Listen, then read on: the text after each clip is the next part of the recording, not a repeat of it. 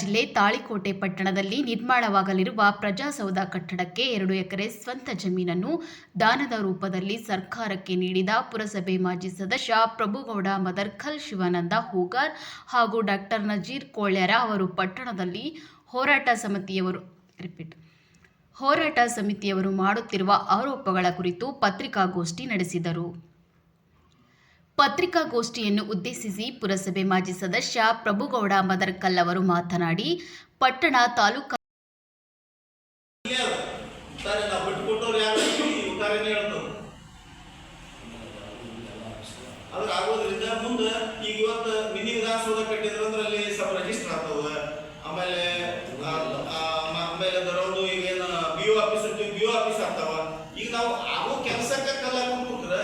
ಮತ್ತೀಗ ಬಂದು ಫಂಡ್ ಇವತ್ತು ಈಗ ಫಂಡ್ ಸಂಖ್ಯೆ ರಿಲೀಸ್ ಆಗ್ಯದ 10 ಕೋಟಿ ರೂಪಾಯಿ ಫಂಡು ರಿಲೀಸ್ ಆಗ್ಯದ.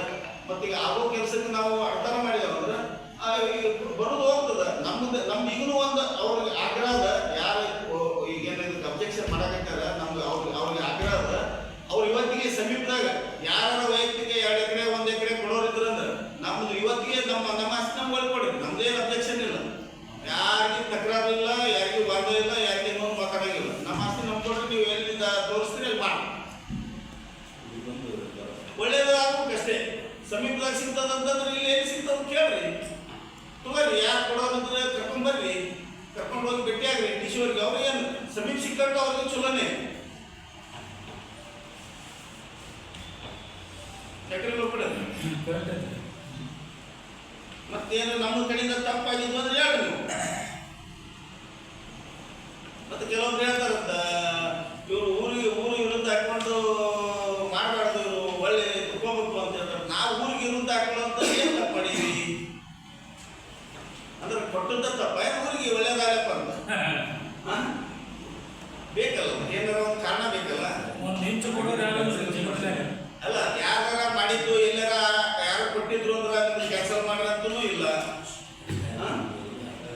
ಅಧಿಕಾರ ದುರುಪಯೋಗ ಆಗ್ಯದ ಅಂತ ಹೇಳ್ತಾರೆ. ಯಾರು ಅಧಿಕಾರ ದುರುಪಯೋಗ ಮಾಡ್ಕೊಂಡ್ರಿ? ಒಬ್ಬರು ಪೋಸ್ಟ್ ಹಾಕ್ಯಾರ, ಅಧಿಕಾರ ದುರುಪಯೋಗ ಮಾಡ್ಕೊಂಡ ತಹಸೀಲ್ದಾರ್ ಅಂತ ಒಂದು ಪೋಸ್ಟ್ ಹಾಕ್ಯಾರ. ಅಧಿಕಾರ ದುರುಪಯೋಗ ಯಾಕೆ ಆಗ್ತದ್ರಿ?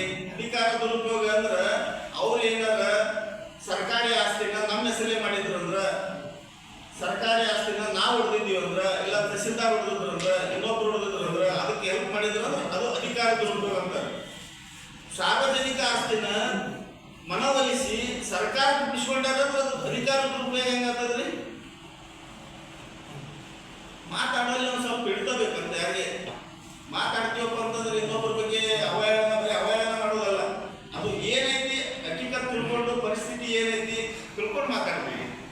ಇನ್ನೊಬ್ಬರಿಗೆ ಹರ್ಟ್ ಆಗುವಂಥದ್ದು ಈಗ ಮಾತಾಡಕ್ಕೆ ನಮಗೂ ಬರ್ತಾವ, ರಗಡ್ ಮಾತಾಡಕ್ಕೆ ಬರ್ತದ. ನಮ್ಗೆ ಹೇಳ್ಕೊತ ಹೋದ್ರೆ ಇಷ್ಟು ದುಡ್ಡು ಆಗ್ತದೆ ಲಿಸ್ಟ್, ಇನ್ನೊಬ್ಬರ ಮ್ಯಾಗ ಹೇಳಕ್ ಹೋದ್ರೆ ದುಡ್ಡು ಆಗ್ತದೆ ಲಿಸ್ಟ್.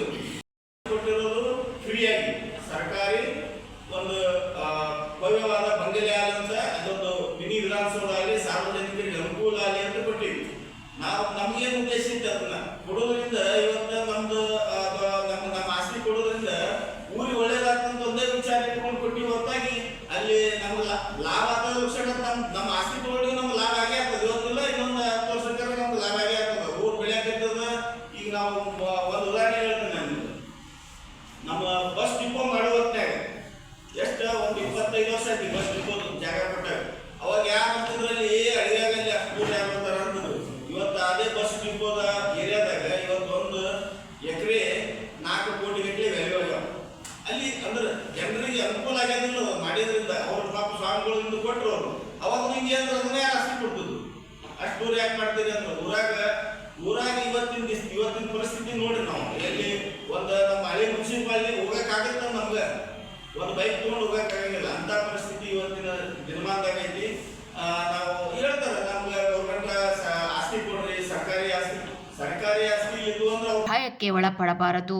ಎಲ್ಲ ದಾಖಲೆಗಳು ನಮ್ಮ ಬಳಿ ಇವೆ, ನಾವು ತೋರಿಸಲು ಸಿದ್ಧರಿದ್ದೇವೆ ಎಂದರು. ಈ ಸಂದರ್ಭದಲ್ಲಿ ಪತ್ರಿಕಾಗೋಷ್ಠಿಯಲ್ಲಿ ಶಿವಾನಂದ ಹೂಗಾರ್, ಡಾಕ್ಟರ್ ನಜೀರ್ ಅಹಮದ್ ಕೋಳ್ಯಾಳ, ಸಿದ್ದರಾಮಪ್ಪ ಚೌಧರಿ, ಬಾಬುಗೌಡ